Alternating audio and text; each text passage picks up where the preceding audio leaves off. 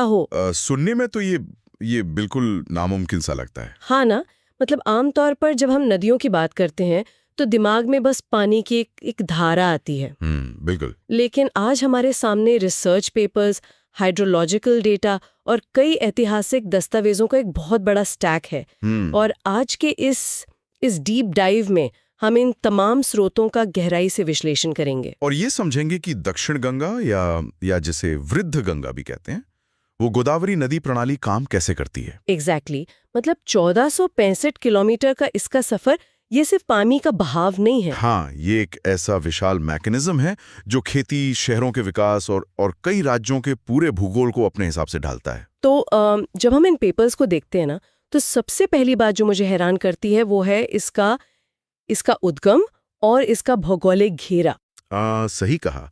गोदावरी प्रायद्वीपीय भारत की सबसे बड़ी नदी है और महाराष्ट्र के नासिक जिले में जो त्र्यंबक की पहाड़ियां हैं, वेस्टर्न घाट में, हाँ वेस्टर्न घाट में, वहां से निकलने के बाद ये नदी जिस तरह अपना रास्ता बनाती है वो बहुत ही रणनीतिक है।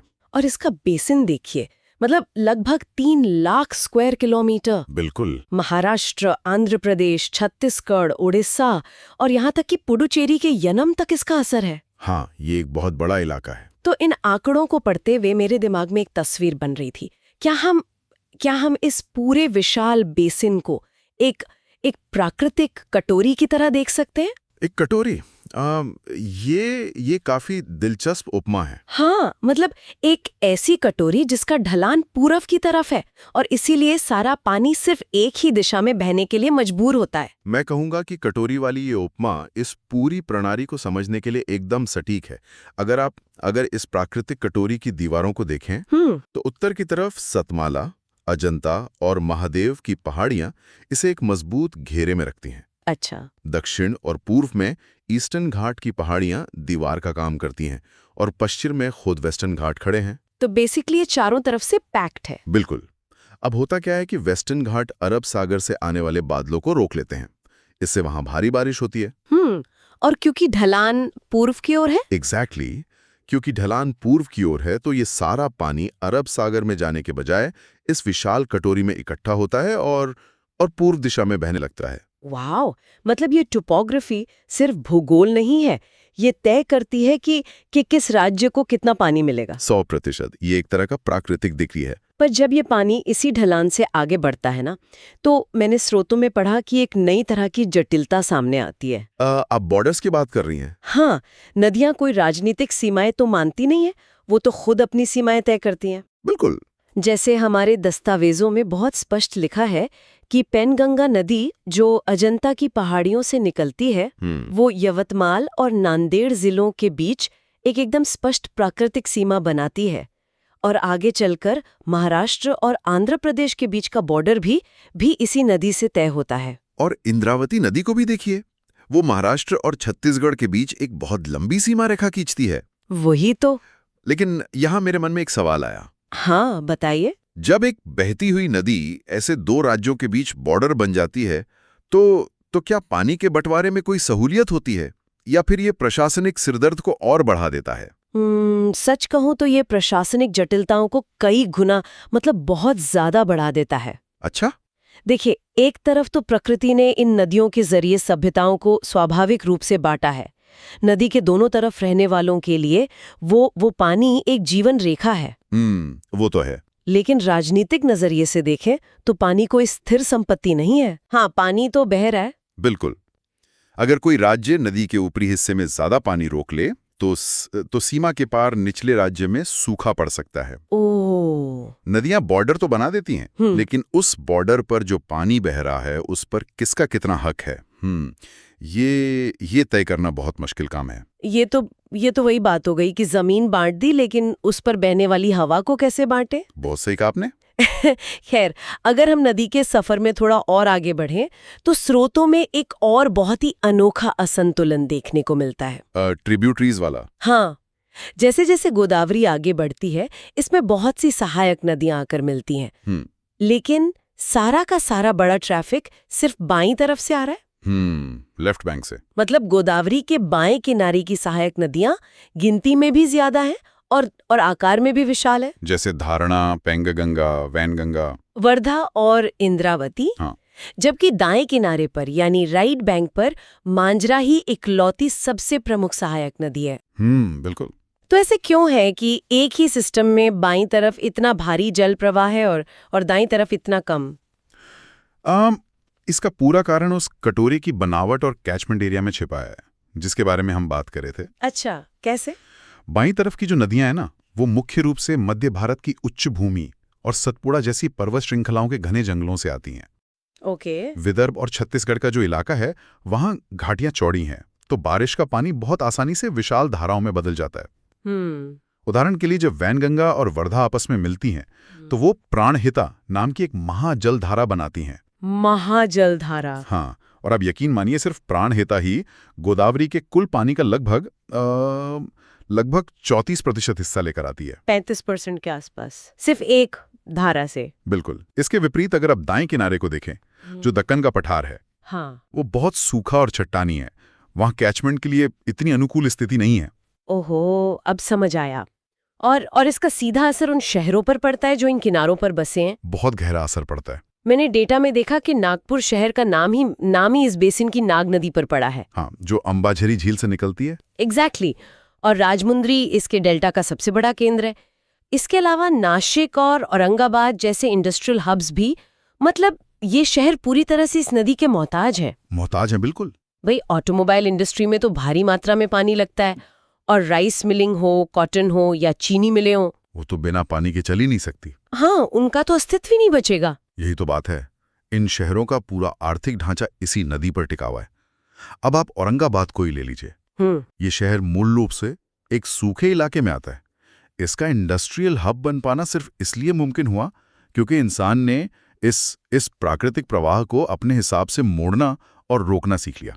और यहीं से कहानी में एक बहुत बड़ा मोड़ आता है, डैम्स। बिल्कुल। क्योंकि बढ़ती आबादी और खेती की डिमांड को पूरा करने के लिए सिर्फ नेचुरल फ्लो पर तो निर्भर नहीं रहा जा सकता था। हाँ, डैम्स बनाना एक मजबूरी बन गया था। हमारे पास जो डेटा है वो बताता है कि अमरावती शहर के लिए अपर वर्धा डैम आज एक लाइफलाइन है।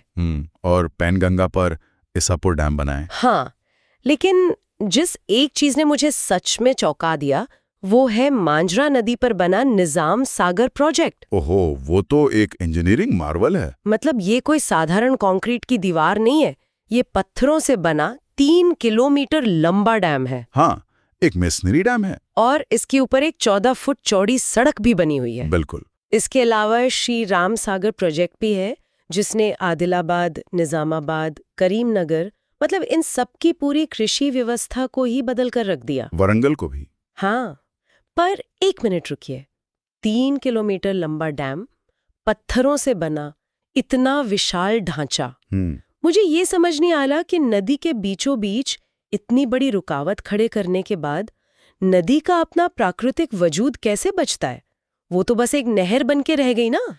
ये एक बहुत ही जायज संशय है आपका। और अगर सच कहूं तो ऐसे डैम्स नदी के मूल चरित्र को हमेशा के लिए बदल ही देते हैं। वही तो। जब श्रीराम सागर या निजाम सागर जैसे डैम बनते हैं तो वो सिर्फ पानी नहीं रोकते, वो उस गाद को भी रोक देते हैं जो नदी अपने साथ लाती है, जो मिट्टी होती है। हाँ, इससे नदी का तापमान बदल जाता है, पानी में ऑक्सीजन का स्तर गिर जाता है। ओहो, मतलब पूरा इकोसिस्टम डिस्टर्ब हो जाता है। बिल्कुल।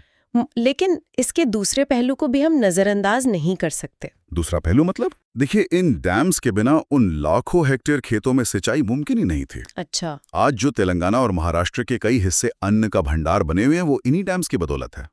बात तो सही है। ये मानव सभ्यता के लिए एक बहुत कठिन समझौता है। मतलब आर्थिक विकास और खाद्य सुरक्षा के लिए हमने स्थानीय इकोसिस्टम की एक तरह से बलि दे दी है। ये बहुत बहुत भारी बात है। फिर भी स्रोतों में कुछ ऐसी जगहों का जिक्र भी है जहां जहां ये प्रणाली आज भी पूरी तरह से आजाद है। वाइल्ड और अनटेम्ड। हाँ, इसे मैं पर्यावरण की असल धड़कन कहना चाहूंगी। जैसे जब पैनगंगा नदी पैनगंगा वाइल्ड लाइफ सेंचुरी के घने जंगलों से गुजरती है तो वहां के जो सहस्त्रकुंड झरने हैं वो उसकी प्राकृतिक ताकत का एहसास कराते हैं। और यहाँ इंद्रावती नदी की बात किए बिना तो ये विश्लेषण ही अधूरा रहेगा। ओहो, इंद्रावती, बिल्कुल। ओडिशा के कालाहांडी से निकलकर छत्तीसगढ़ के बस्तर तक बहने वाली इस नदी की सबसे बड़ी खासियत क्या है पता है? क्या? ये भीषण गर्मियों में कभी नहीं सूखती। हाँ, ये मैंने भी पढ़ा और मुझे बहुत हैरानी हुई। मतलब जहाँ भारत की ज्यादातर नदियाँ गर्मियों में सूख कर बस एक एक लकीर बन जाती हैं, वहाँ इंद्रावती का बहाव कैसे बना रहता है? जगदलपुर के पास इसी नदी पर मशहूर चित्रकूट फॉल्स हैं, जिसे भारत का नियाग्रा भी कहते हैं। हाँ, और इसके किनारे इंद्रावती नेशनल पार्क और टाइगर रिजर्व बसे हैं। बिना किसी डैम या कंक्रीट के ये नदी अपना पानी कैसे मेंटेन रखती है? इसका जवाब इसके कैचमेंट एरिया के स्वास्थ्य में छिपा है। मतलब जंगल। एग्जैक्टली। इंद्रावती के बेसिन में आज भी बहुत घने जंगल मौजूद हैं। वहां के जो पेड़ हैं उनकी जड़ें और जमीन पर गिरी पत्तियों की जो मोटी परत होती है ना, वो एक प्राकृतिक स्पंज की तरह काम करती है। ओहो, एक नेचुरल स्पंज। हाँ, मॉनसून के दौरान ये स्पंज बारिश के सारे पानी को सोख लेता है और जमीन के नीचे भेज देता है। अच्छा। और फिर वही पानी गर्मियों के महीनों में धीरे धीरे रिसकर नदी में आता रहता है। वाओ। ये प्रकृति का अपना इंजीनियरिंग मॉडल है। ये साबित करता है कि अगर कैचमेंट एरिया में इंसानी दखल कम हो तो नदियां बिना किसी डैम के भी साल भर जीवित रह सकती हैं। लेकिन जहाँ ये प्राकृतिक स्पंज खत्म हो जाता है या जमीन का ढलान ही खत्म हो जाता है, वहाँ हालात बहुत तेजी से बिगड़ते भी हैं। अब आप निचले इलाकों की बात कर रही हैं? हाँ, नदी के ऊपरी और निचले हिस्सों का जो विरोधाभास है ना, वो बहुत डरावना है। बिल्कुल। स्रोतों के अनुसार एक तरफ महाराष्ट्र का मराठवाड़ा क्षेत्र है जो हमेशा भयंकर सूखे की चपेट में रहता है, और ठीक उसी समय गोदावरी के निचले हिस्से, खासकर तटीय इलाके, भयानक बाढ़ और तूफानों से जूझ रहे होते हैं। हाँ, वहाँ ड्रेनेज की बहुत बड़ी समस्या है। पेपर्स में लोबेट डेल्टा का जिक्र बार बार आता है। ये एक गोल उभार वाला डेल्टा है जहां जमीन बिल्कुल समतल हो जाती है, एकदम फ्लैट। हाँ। जिसकी वजह से ड्रेनेज कंजेशन की भारी समस्या पैदा होती है। अगर मैं इसे एक रोजमर्रा के उदाहरण से समझूं, हाँ बताइए। तो क्या ये उस हाईवे की तरह है जहां पहाड़ों से तो गाड़ियां यानी पानी बहुत तेजी से उतरती हैं, लेकिन आगे समतल टोल प्लाजा पर आते ही एक भयंकर ट्रैफिक जाम लग जाता है क्योंकि रास्ता बहुत धीमा और सपाट है। ये टोल प्लाजा वाली एनालॉजी काफी हद तक सही है। अच्छा। लेकिन इसे थोड़ा और विस्तार देने की जरूरत है। मतलब? उस टोल प्लाजा की दिक्कत सिर्फ इतनी नहीं है कि रास्ता सपाट है। दिक्कत ये है कि आगे से समंदर की लहरें भी उल्टी दिशा में गाड़ियां भेज रही हैं। Oh my God. देखिए, लोबेट डेल्टा के निर्माण का विज्ञान ये है कि हजारों सालों से नदी अपने साथ जो भारी मिट्टी और गाद ला रही थी, वो समुद्र के किनारे जमा होती गई। और उसने जमीन को समुद्र के अंदर एक गोल आकार में धकेल दिया। अच्छा, इसीलिए वो लोबे शेप है। हाँ, अब जमीन एकदम सपाट हो गई। अब जब पीछे से मानसून की भारी बारिश का पानी तेजी से आता है तो उसे समुद्र में गिरने के लिए ढलान नहीं मिलता। और ऊपर से साइक्लोन। बिल्कुल। अगर बंगाल की खाड़ी में कोई साइक्लोन आ जाए तो समुद्र का पानी और ऊंची लहरें उस नदी के पानी को वापस जमीन की तरफ धकेलती हैं। मतलब नदी पानी बाहर फेंकना चाह रही है और समंदर उसे वापस अंदर धकेल रहा है। Exactly.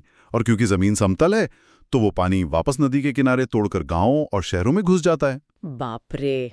ड्रेनेज कंजेशन का यही मैकेनिज्म है जो गोदावरी के निचले इलाकों में बाढ़ को इतना विनाशकारी बना देता है। तो स्थिति ये है कि एक ही कटोरी में ऊपरी हिस्से में पानी की एक एक बूंद के लिए हाहाकार मचाए और निचले हिस्से में लोग पानी में डूब रहे हैं। यही विडंबना है। तो इस भयंकर असंतुलन को ठीक करने के लिए हमारे स्रोतों में एक बेहद महत्वाकांक्षी और सच कहूं तो काफी विवादित योजना का भी जिक्र है। हाँ, Godavari Kaveri river interlinking project. हाँ, इसका लक्ष्य गोदावरी के इंद्रावती सब बेसिन में मौजूद 247 TMC/FT अतिरिक्त पानी को दक्षिण की तरफ मोड़ना है। ये भारत के इतिहास की सबसे बड़ी जल प्रबंधन योजनाओं में से एक है। दक्षिणी प्रायद्वीप में पानी की भारी कमी को देखते हुए गोदावरी के उस पानी को इस्तेमाल करने की योजना है जो बिना किसी उपयोग के सीधे समुद्र में गिर जाता है। लेकिन जरा इस आंकड़े पर गौर कीजिए, 247 TMC/FT। ये बहुत बड़ा वॉल्यूम है। ये इतना पानी है जो हजारों ओलंपिक स्विमिंग पूल्स को हर दिन भर दे। और ये पानी प्राकृतिक रूप से दक्षिण की तरफ तो बहेगा नहीं, वहां कोई ढलान नहीं है। वही तो, इसके लिए पानी को गोदावरी से लिफ्ट करके भारी भरकम मोटरों के जरिए ऊपर उठाया जाएगा। हाँ। और फिर कृष्णा नदी बेसिन के नागार्जुन सागर डैम तक लाया जाएगा। वहां से इसे पेन्नार नदी और अंत में कावेरी बेसिन तक भेजा जाएगा। मतलब ग्रेविटी के बिल्कुल खिलाफ जाकर। ये तो प्राकृतिक प्लम्बिंग के साथ एक बहुत भारी छेड़छाड़ है। हाँ, बिल्कुल है। क्या इतने बड़े पैमाने पर पानी को जबरदस्ती दिशा देना एक बहुत बड़ा खतरा नहीं है? देखिए, इंजीनियरिंग और इकोलॉजी के बीच ये आज के समय की सबसे बड़ी बहस है। ग्रेविटी के खिलाफ इतने बड़े पैमाने पर पानी लिफ्ट करने के लिए भारी मात्रा में बिजली और इंफ्रास्ट्रक्चर की जरूरत होगी, और पैसा भी। हाँ, और ये पर्यावरण के लिए एक बहुत बड़ा झटका हो सकता है। तो फिर ये क्यों किया जा रहा है? क्योंकि इस प्रोजेक्ट के पक्ष में जो तर्क है वो इंसानी अस्तित्व से जुड़ा है। अच्छा। इस योजना से आंध्र प्रदेश के प्रकाशम, नेल्लोर, कृष्णा, गुंटूर और चित्तूर जिलों के लगभग 3-3.5 से 5 लाख हेक्टेयर सूखे क्षेत्र में सिंचाई की सुविधा मिलेगी। वाह, 5 लाख हेक्टेयर। हाँ, जब एक तरफ किसान पानी की कमी से खेती छोड़ने पर मजबूर हों और दूसरी तरफ अरबों लीटर पानी समुद्र में बहकर खारा हो रहा हो, तो इस तरह के इंजीनियरिंग मार्वल न सिर्फ एक विकल्प बल्कि एक जरूरत बन जाते हैं। ये एक ऐसा दुष्चक्र है जिससे बाहर निकलना वाकई बहुत मुश्किल है। बिल्कुल। अगर हम इस पूरे विश्लेषण को एक धागे में पिरोने की कोशिश करें तो हमने देखा कि कैसे 3 लाख स्क्वायर किलोमीटर की वो प्राकृतिक कटोरी अपनी ढलान और पहाड़ियों के घेरे के साथ गोदावरी को जन्म देती है। कैसे विदर्भ के चौड़े कैचमेंट एरिया की वजह से बाईं तरफ से भारी पानी आता है, और कैसे यही पानी प्राकृतिक सीमाएं बनाता है और नागपुर या राजमुंद्री जैसे शहरों को जीवन देता है। और हमने ये भी समझा कि इंसान ने अपने फायदे के लिए इस सिस्टम को कैसे मोड़ा है। हाँ। चाहे वो निजाम सागर जैसे विशाल पत्थरों के डैम हो, जो खेती के लिए तो वरदान है लेकिन इकोलॉजी के लिए चुनौती, या फिर इंद्रावती का वो अछूता जंगल जो हमें याद दिलाता है कि असली वाटर मैनेजमेंट प्रकृति खुद कैसे करती है। बिल्कुल। और अंततः हम उस चौराहे पर खड़े हैं जहां मराठवाड़ा के सूखे और समतल लोबिट डेल्टा की बाढ़ से निपटने के लिए हम नदियों को आपस में जोड़ने और पानी को लिफ्ट करने जैसी एक्सट्रीम इंजीनियरिंग का सहारा ले रहे हैं। सही कहा। गोदावरी, जिसे कभी इसके लंबे और धीमे सफर के कारण वृद्ध गंगा कहा गया था, उसने सदियों से हमारी संस्कृति, अर्थव्यवस्था और भूगोल को आकार दिया है। ये नदी सिर्फ पानी का बहाव नहीं है, ये एक बहुत बड़ा रिकॉर्ड रूम है जिसमें भारतीय उपमहाद्वीप के मौसम, जमीन और इंसानी फैसलों का पूरा इतिहास दर्ज है। तो आज के इस गहरे विश्लेषण को खत्म करते हुए एक सवाल है जो इन तमाम स्रोतों और आंकड़ों के पार जाता है। आज हम गुरुत्वाकर्षण को चुनौती देते हुए पानी को मोटरों से लिफ्ट कर रहे हैं और नदी के बीचों बीच 3 किलोमीटर लंबी दीवारें खड़ी कर रहे हैं। हम नदी के प्राकृतिक प्रवाह को पूरी तरह अपने नियंत्रण में लेने की कोशिश कर रहे हैं। बिल्कुल। ऐसे में ये सोचने वाली बात है कि सदियों से धीरे धीरे आकार लेने वाला इस वृद्ध गंगा का जो प्राचीन लोबेट डेल्टा है और वहां पनपने वाला जो नाजुक इकोसिस्टम है, वो इन आधुनिक बदलावों के बीच खुद को कैसे बचा पाएगा?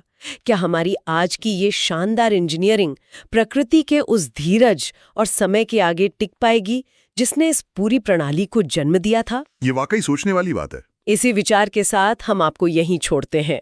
खुद सोचिए।